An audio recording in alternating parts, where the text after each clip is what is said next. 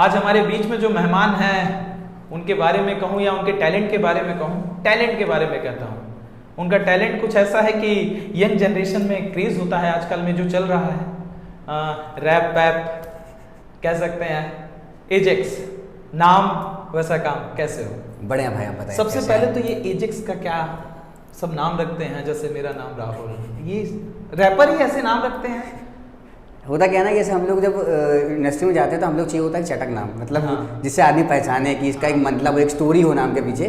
तो एजेक्स का मतलब होता है बेसिकली रूलर, ये रूल करने वाला। तो मेरा जब मैं रैप स्टार्ट किया तो मेरा ये था कि हमको इंडियन हिप हॉप इंडस्ट्री को रूल करना है। हाँ। तो उसका मैंने एजेक्स रख लिया था। नाम मेरा असली अबूज़र है, जिसका मतलब होता है फादर ऑफ वेल्थ, दौलत का बादशाह। तो नहीं अच्छा, ये तो सारे रैपर रखते हैं। नेजी देख लो, एनिमी बंटाई, ये सब मतलब ये तो बड़े मतलब छोटे जो है सारे नाम भी ऐसे, ये सारे रैपर्स ऐसे नाम रखते हैं। सबको अपना एक वो बनाना होता है ना, यूएसपी बना लेते हैं लोग अपनी खुद की, कि हमें लोग इसी नाम जाने, एक ब्रांड बनाने के टैग डालने के लिए। तो एजेक्स मतलब क्या क्या अब तक कैसे शुरुआत की ये रैप का? शुरुआत ऐसे हुई थी, स्कूल में ऐसे ही बैठे हुए थे, पिकनिक पे जा रहे थे, लड़कों ने इमरान खान बजाना स्टार्ट किया, इमरान खान, हनी सिंह। तो वो चीज़ माइंड में बैठी, सुनना स्टार्ट किया, सुन के अच्छा लगा। फिर इंटरनेशनल आर्टिस्ट सुनने लगे, मगर जब हमने इंटरनेशनल आर्टिस्ट लिरिक्स पे गौर करना, जब उस टाइम पे इंडिया में रैप उस टाइम बन रहा था, उसमें क्या लड़की गाली दारू बन रहा था खाली बस। मगर इंटरनेशनल आर्टिस्ट जो मीनिंगफुल रैप बना रहे थे, इसके पीछे एक स्टोरी थी, एक मतलब था उनका, एक मतलब कहते नहीं इसको कि जो सुन के आदमी हील कर सकता है, हम ऐसा लगता है कि हमारी बात कर रहा है वो। तो लगा कि हाँ ये चीज़ होती है बेसिकली रैप फुल फॉर्म होता है रिदम एंड पोइट्री, कि हमें पोइट्री करनी होती है रिदम में और उसका मतलब बनना चाहिए। तो वो सुन के फिर ऐसा लगा कि this something I can also do. तो फिर ऐसे ही लिख दिया था एक गाना कानपुर के ऊपर, वो थोड़ा सा ठीक ठाक चल गया। तो फिर अभी तो क्या है ना कि रैपर्स को लोग उतना मायने नहीं देते हैं, और ख़ासतौर से अपने यहाँ कानपुर में, यहाँ तो भौकाल चलता है। यही कहने जा रहे थे, क्योंकि हमने दिल्ली में जहाँ शोज़ करे हैं वहाँ पर कल्चर इतना अच्छा है कि अगर हम सामने वाले बंदे, जैसे मुंबई में सामने बंदे से बताए भाई हम रैपर हैं, वो बंदा फ़ोन निकाले भाई कुछ सुना दो, ऐसा। यहाँ पे किसी का तो भाई रैपर है रहे करना। तो ये कैसे फेस करते हो? ये बहुत सही बताएं तो जब हमने कहीं बाहर शो करा, उस पर कानपुर वापस आके यहाँ के लोगों से, यहाँ की मेंटालिटी में जुड़े हैं, उसके बाद से मेरे को सब पता है, मेरे को यहाँ के लोग पसंद आना बंद हो जाते हैं एक टाइम के लिए, टू बी ऑनेस्ट। इसका फेस करने का तरीका यही है कि इग्नोरेंस रखते हैं और अपना खुद का एक ऑरा लेके चलो, कौन क्या कह रहा मतलब नहीं रखो, कल को जब फट जाएंगे तो वो सब खुद आएंगे, भाई फोटो चाहिए। जब आप बड़े होगे तो नाम बड़ा होगा, उसके पीछे लोग अपने आप चला जाता है। जी। तो इन सब कौन क्या कहते हैं, इस पर गौर नहीं करना चाहिए। कैसे शुरुआत रही फैमिली का? क्योंकि अमूमन तौर पे देखता हूँ कि हर रैपर की एक अपनी कहानी होती है। अभी मैं बिग बॉस देखा था जिसमें नेजी की एक अपनी कहानी थी, पॉपुलैरिटी थी, फिर डाउन हुए, फिर ऊपर हुए। फैमिली सपोर्ट जो होता है ना, वो बहुत कम मिलता है मुझे ऐसा लगता है। जैसे हम आते हैं मुस्लिम फैमिली से आते हैं, ठीक है, हमारे म्यूजिक एकदम हराम कहा जाता है। अरे यार तुम्हारे में तो और To be honest, मुझे ऐसा लगता होगा कि बहुत वो तो तब तो बहुत कुछ झेले बहुत कुछ। तो उसमें ये था कि स्टार्टिंग में कुछ टाइम तक तो घर वालों को बताया भी नहीं कि हम ऐसा कुछ करते भी। एक दोस्त था अलामान नाम का, उसके घर पे चले जाते थे, वो अकेले रहता था, उसके घर पे फ़ोन पे ही रिकॉर्ड कर लिया, अपना जो करना वो कर लिया ऐसे करके। बट जब बहन की नज़र में गई वो चीज़, तो वो थोड़ा सा सपोर्टिव रही है। स्टार्टिंग उसने अभी तक की वही सपोर्ट करती है कि हाँ चलो ठीक चुप्पे से कर लो, या शूट वूट पे जाना हुआ तो स्कूटी में पेट्रोल नहीं, फिर पैसे 50 रुपये से दे दिए, जाओ चले जाओ ऐसे करके। फिर पहली बार जब हमने ढंग से करना था, मम्मी को हमने ये गोली दी कि हमको फोटोग्राफी करनी है, कैमरा दिला दो, क्योंकि हमें म्यूज़िक वीडियो करनी थी। हाँ। तो उनसे हमने ऐसी झूठ बोला था कि निकॉन का एक फोटोग्राफी कॉम्पिटिशन हमने वो पार्टिसिपेट किया, सेकेंड हैंड कैमरा मिलता है 16,000 रुपये का, हमको दिला दो। तो मम्मी ने वो दिला दिया था, फोटोग्राफी कॉम्पिटिशन में पार्टिसिपेट करेगा। हम लखनऊ लेके निकल गए गाना शूट करने के लिए। अगले दिन में मैथ्स का बोर्ड एग्जाम था, टेंथ में हम हुए फेल। 10th में फेल हुए, पापा ने पानी रबड़ से मारा। उसके बाद मम्मी ने मम्मी बिहार में पोस्टेड है मेरी मम्मी, मेरी बीओ की पोस्ट में बिहार में, तो बिहार लेके चली गई थी हमको वो, कि तुम यहीं रहो, खेती बाड़ी करो। तो वहाँ मम्मी ने पूछा करना क्या चाह, तो हमने वहाँ पर उस टाइम क्लियरली उसके कहते कि अम्मी हमें ऐसा ऐसा करना है। म्यूज़िक भी नहीं बोला था, हमें यूट्यूब करना है, हमने इतना बोला था। उनका ये था चलो ठीक है देखो ट्राई करो। मैं फिर पापा थोड़ा जब देखा उन्होंने कि लगन है, तो पापा ने अपनी FD तोड़ी, हमको लैपटॉप और माइक दिलाया था मेरे बर्थडे पे 2019 में। FD तोड़ी क्योंकि महंगी चीज़ थी वो। और पापा हर पिता को ये सोच रखनी चाहिए कि हाँ लड़का, ये पहली बार ऐसा हो रहा है कि मतलब मैं बताऊं कि अमूमन तौर पे सबके फादर ये होते हैं ना, वो एक लड़ाई सी होती है कि नहीं यार वो नहीं, तुम्हें यही करना है, ये कैसे होगा। लेकिन ये बड़ा इंटरेस्टिंग है कि चलो फादर इतना समझें। उन्होंने मम्मी को भी नहीं बताया था उस टाइम पे। अमूमन तौर पर मम्मी समझती बात हाँ, कि तुम परेशान नहीं हम कराते कहीं से। मम्मी को नहीं बताया, पापा ने FD तोड़ी थी कि पापा जो है मेरे वो वॉचमैन है बेसिकली, तो उनकी सैलरी 16,000 आई, तो उनके लिए 70-80 हज़ार का लैपटॉप और 1 लाख रुपए का माइक बड़ी चीज़ थी। उनने अपनी FD तोड़ के वो दिला दी। उन्होंने बस हमें इतना कहा कि अगर कर रहे हो तो कुछ करके निकलना है, ये नहीं कि तुमने अभी करा, 4 में शौक पूरा हो, तुमने सब धरा धरा छोड़ दिया। करना स्टार्ट कर दिया है, चल दिए हो, अब जाओ।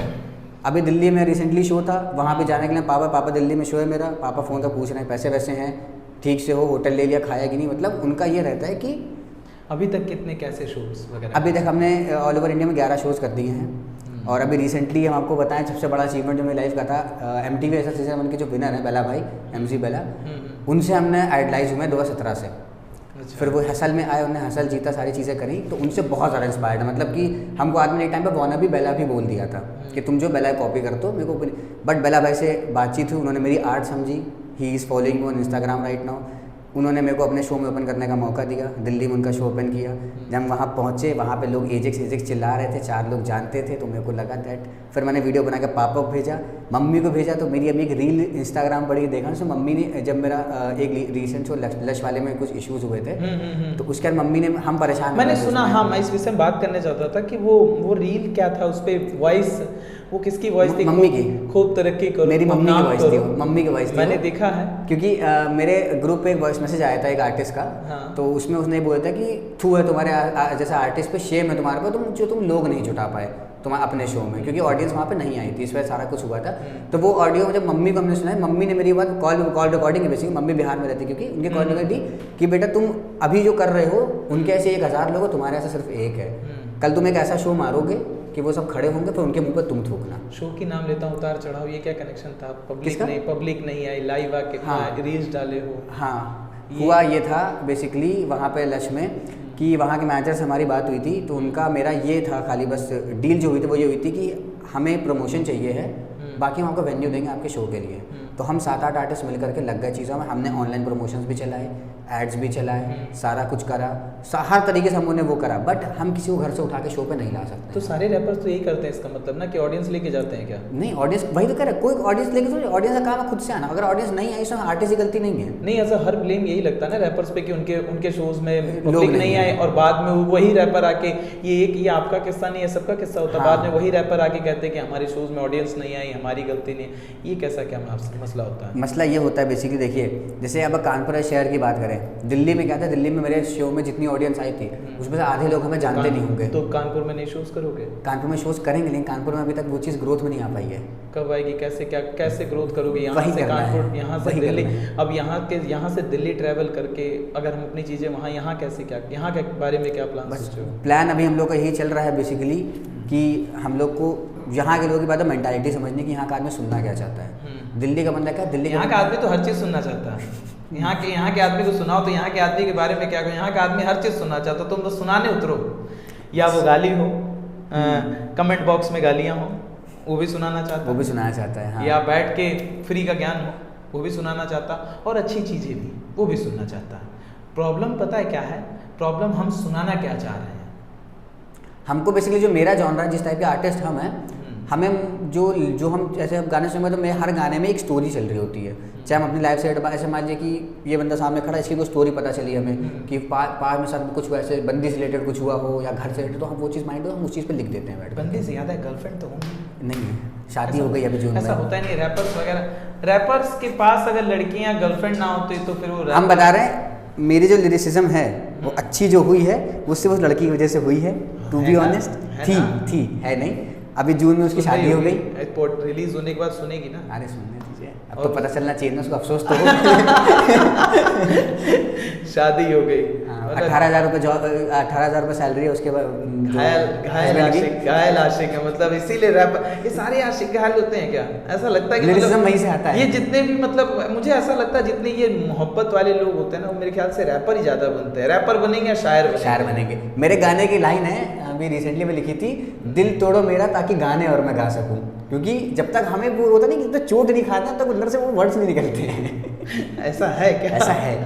एजेक्स ये फ्रेंड सर्कल में भी यही नाम बुलाते हैं? नहीं, फ्रेंड सर्कल में या तो आदमी गुरु बोलता है या गुजर बोलता है। अच्छा। गुरु जो है वो मोहल्ले में बचपने से मेरा नाम रखा गया था, ऐसा ही पता नहीं क्यों रख दिया लड़कों ने, तो बेसिकली गुरु से लोग जानते हैं या फिर अबूजर से। नाम भी वैसे बड़े दमदार होते हैं ना, नाम गुरु, एजेक्स तो गुरु, कोई बुलाया गुरु बेसिकली उसकी भी स्टोरी थी, जो एक विलन मूवी आई थी इस टाइम पे। हाँ। तो एक विलन के टाइम पर ये एक विलन में उसका नाम है ना? हाँ, तो एक विलन में ये हुआ था कि क्या नाम है, जो श्याम मल्होत्रा था उसका वो फेस था ना कि पहले वो थोड़ा सा मतलब बदमाश टाइप का था, उसके बाद लड़की चक्कर में सुधर के जॉब में लगता है। तो ये वाला सीन जब आया था, यहाँ भी कहानी तो कुछ वैसी ही है ना। हाँ, वो रिलेट करने लगे। यहाँ भी कहानी तो कुछ ऐसी ही है ना कि पहले नॉर्मल लाइफ चल रही थी, फिर लड़की आई, शादी हुई, रैपर बन गया भाई मेरा।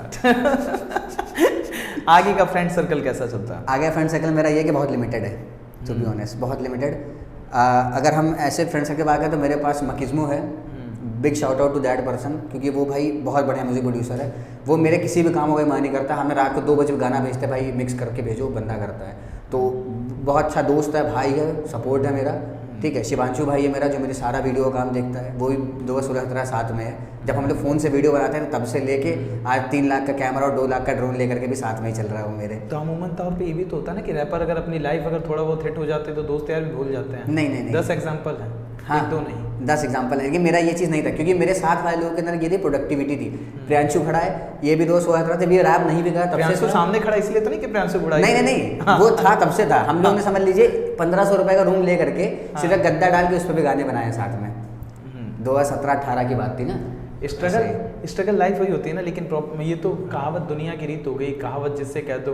एक नहीं, मैंने बोला ना, एक नहीं 10 एग्जाम्पल हो गए हैं। आदमी पॉपुलर होता पीछे वालों को भूल जाता है। सोर्स ऑफ इनकम बाकी क्या करते हो? बाकी सोर्स ऑफ इनकम में ये है कि भाई हैं, शॉप है लैपटॉप की, लैपटॉप हाउस के नाम से, तो वो अपना है चलता है। तो वहीं से अपना जो भी अभी फिलहाल जो आ रहा है वो आ रहा है। बाकी स्पॉटिफाई तो ये रेवेन्यू दे ही रहा है थोड़ा बहुत। तो लैपटॉप का बिजनेस वहाँ पे क्या? अच्छा, फ्रेंड सर्कल में अब कैसा लोग नहीं होता? अब ये करो, पहले होता था कि लोग मजाक बनाते थे। हाँ, अब ये है कि लोग जो है किसी साथ में तो आदमी इंटरव्यू से, बचपन के दोस्त है मेरे काशिफ समीर है, हम लोग छोटे साथ में हैं, तो उन लोगों ने खैर कहीं मजाक नहीं उड़ाया है। लेकिन पहले उन लोग का जो वो था हमको लेके पर्सपेक्टिव, वो अब चेंज ऐसे हुआ है कि जैसे कोई नया बंदा सामने आया है तो इससे मिलो, ये अबूजर मेरा दोस्त है बचपन का, बहुत बढ़िया रैपर है, बहुत अच्छा रैप करता है, इसने शो कराई वो, तो अब ऐसे इंटरव्यूज कराते हैं। तो मतलब चेंजमेंट आई है कि आर्मी अब मेरे नाम से फ्लेक्स करना चाहता है। हाँ, कि लोग बताए कि हाँ हम इसके दोस्त हैं। अब मतलब हो गया, पहले और अब में ये पहले आदमी बताने से कतरा था। पहले मेरी मम्मी नहीं बता पाई थी कि ऑनेस्टली बताए, तो मम्मी हमसे कहती थी, कई फोन में बोला कि कोई पूछता है बेटा क्या करता, हम क्या बताया करें उनसे। तो अब वो ये कहते हैं, वो प्राउडली यूट्यूब खोल देती, देखो ये करता है। आंटी जी आपका लड़का रैपर हो गया, मैं कह रहा हूँ। इस तो मेरा अच्छा खासा नाम हो गया, वो भी कह रहा हूँ। अच्छा, आगे का क्या प्लान करके सोचा? आगे का प्लान ये करके सोचा हुआ है कि फ्लॉप टेप नाम की एक एल्बम आ रही है। फ्लॉप टेप नाम उसका इसलिए रखा है कि उस पर यूएसपी खेलेंगे बहुत तगड़ी, फीचरिंग है उसमें, बहुत सारे आर्टिस्ट थी, बहुत सारे लोगों का कोलैब है, और इंडस्ट्री लेवल आर्टिस्ट के साथ में, मतलब जो इस टाइम पे मेन स्ट्रीम में है, जो मिलियन में व्यूज मार रहे हैं, उनके साथ में है। आइडल भी है मेरा। मैंने देखी है तुम्हारी प्रोफाइल, इसीलिए सारी चीजें पूछ रहा हूँ। आइडल किसे मानते हो? तला अंजुम और बेला भाई। हनी सिंह के बारे में प्रोफाइल में तो जिक्र ज़्यादा होती है। जिक्र हनी सिंह के बारे में जिक्र नहीं, हनी सिंह के बारे में सिर्फ इतना हमने एक स्टोरी डाली थी बेसिकली रिसेंट में भी। हाँ। आदमी हनी सिंह को बहुत ज़्यादा ट्रोल कर रहा है। हाँ। बट अगर हम लोग एक रियलिटी ऑनेस्टी देखें ना, हाँ। तो चाहे तला, चाहे बेला हो, चाहे कोई भी हो, हाँ। हनी सिंह ने ही वो स्टार्ट करी थी वो चीज़ें। हाँ, हम उस बंदे से, इंसान से रिलेट नहीं कर पाते हैं, ठीक, क्योंकि वो कमर्शियल करता है और हमें लिरिकल आर्टिस्ट की, हमें कहानियाँ पसंद है, हमें स्टोरी टेलिंग पसंद है। तो आइडलाइज तो हम तला अंजुम और बेला से ही हैं डे 1 से। तो बाकी हनी सिंह को लेकर रिस्पेक्ट है, just because he is the one who introduce rap scene in India, जिसने उस चीज़ को यहाँ पहुँचाया। होता है ना कि कोई लोग जो शायर होते हैं वो शायरी से निकाल देते हैं। अच्छा, ये बड़ा फंडा रहता है। मैंने अमूमन तौर पे देखा जितने भी दिल दुखे हैं वो शायर या रैपर, और उनका सारा मतलब वो पूरी अपनी आप बीती देखा जाए तो एक तरीके से रैप पे निकाल देंगे, शायर पे निकाल देंगे। मेरे साथ तो ये लेकिन अच्छा है क्योंकि वो कहावत कही गई है कि अगर हम जो होता है अच्छे के लिए होता है। शायद कुछ और लिखा था, और शायद अगर नहीं हो तो शायद ऐसे यहाँ तक जो भी नाम कमाए, जो टैलेंट कमाए, यहाँ एक लाइन हमने लिखी हुई थी कि जिंदगी में प्यार था ही नहीं, मशहूरी थी। समझे? मतलब जिंदगी में प्यार नहीं, शायद मशहूरी लिखी हुई, तभी वो चीज़ नहीं मिली। और तो बस जाहिर सी बात है कि हम कहीं और भाग रहे थे, किस्मत कहीं और लिखी हुई थी। अच्छी जगह लिया है वैसे देखा जाए तो। हाँ, जिनको नहीं मिला वो एक कहावत नहीं कहते कि बड़ी अच्छी शायरी है यार, मेरे जबान पे नहीं आ रही है कि वो माना तेरी नज़रों में हम काबिल नहीं, हमारी कीमत उनसे जाके पूछ जिन्हें हम हासिल नहीं। तो ऐसे ही है। डाउनफॉल से याद है, कभी ऐसा होता है कि मनोबल टूट गया हो? बहुत बार हुआ है। अभी लश वाले शो के बाद ही हुआ था। तो हमने क्या नाम, इसीलिए हमने अपने चैनल पे सारे गाने हटा दिए थे, इंस्टाग्राम अकाउंट हटा दिया था, क्योंकि मेरे को जो चीज़ लगी ना कि आदमी जब बोला कि शेम ऑन यू, थू है तुम्हारे साइड, तो मुझे मेरे को ऐसा लगी कि यार 9 साल दे दिए सीन उनको क्या जवाब देना चाहते हो जो ये कहते हैं फेक उनको जवाब फॉलोअर्स बस हैं, फेक फॉलोअर्स हैं, फेक फॉलोअर्स हैं ये, उनको बस ये जवाब देना चाहते हैं, तुम सड़क पर निकलना कभी, ठीक है, या कभी किसी से पूछना कानपुर हिप हॉप किसने देखा, तो जब मेरा नाम सुनोगे तो पता चल जाएगा किसने देखा। क्योंकि जब ये लोग रैप सुन रहे थे तो हमने गाना निकाल दिया था अपना पहला। आदमी कहता है कि एजेक्स बहुत एरोगेंट है, घमंड है, और मतलब अपने आप को बहुत वो करता है, तो भाई वो चीज़ कमाई है शायद हमने, अगर हमें बेला भाई फॉलो कर रहा है। और हमने कल रेनोवेशन रिकॉर्ड्स में एक इंडिया साउंड गुड नाम का ऑनलाइन रैप शो चल रहा है, रैप कॉम्पिटिशन चल रहा है, उसको हम जज कर रहे हैं, पूरा सीजन हमने जज किया है। उसके बाद कानपुर में एक बार और रैप शो हुआ था 2017-18 में, प्रियांशु था उस टाइम साथ में, वो हमने जज किया था। जो लोग ये कहते हैं उनमें से एक बंदा वहाँ पे ऑडिशन देने आया था। तो if I am judging you then I am better than you भाई। चाहते लास्ट सवाल, उन लोगों से क्या कहना चाहते हो जो यहाँ 1000 से या 1 से 20,000 तक का, 20,000 फॉलोअर्स, जी 20,000 फॉलोअर्स हैं, 20,000 फॉलोअर्स तक का सफ़र कराया, उनसे क्या कहना चाहते हो? उन सबसे बस यही कहना चाहते हैं कि यही लोगों की वजह से एजेक्स है। अगर ये लोग ना सुनते, ये लोग ना फॉलो करते, ये ना करते, तो शायद एजेक्स नहीं होता। तो जो मेरी जनता है वही मेरी फैमिली, तभी हमने अपने गाने में बोला भी था कि फैंस नहीं परिवार चाहिए हमको। तो जो मेरा परिवार है वो सच में बताएं तो जो सपोर्टिव लोग हैं बहुत सपोर्टिव हैं। अगर मेरे एक व्यू भी आ रहे होते तो वो बंदा उस चीज़ पे भी खुश होता है कि भाई तुम्हारा गाना अच्छा था, एटलीस्ट उनको नहीं फ़र्क पड़ता है जैसे व्यूज़ कितने आ रहे हैं। और एक परिवार वो भी है जिनको मैं बहुत स्पेशली थैंक यू कहना चाहता हूँ। ऐसा मुझे सच में सुन के बड़ा अच्छा लगा कि पापा अपनी तरफ से गए, लैपटॉप माइक दिलाएं। तो हर आदमी आपके पापा जैसा हो जी, जो अपने बच्चे के लिए इतना सोचे और इतना करे। तो एक आंटी आपके लिए, कि फिर मैं बोल रहा हूँ कि आपका बेटा पॉपुलर हो गया है और अच्छा काम कर रहा है, तो मनोबल मत तोड़िएगा, बहुत अच्छा कर रहा है और आगे बहुत अच्छा करेगा। थैंक यू, बहुत अच्छा लगा तुमसे मिलके। उम्मीद करता हूँ कि अगली बार कानपुर में लोग रैप का नाम जाने ना, तो एजेक्स अगर रैप कोई बोले तो उनके जवान पे हो कि हाँ एक लड़का है वो बहुत अच्छा गाता है। बहुत अच्छा लगा मिलके। Thank you so much sir.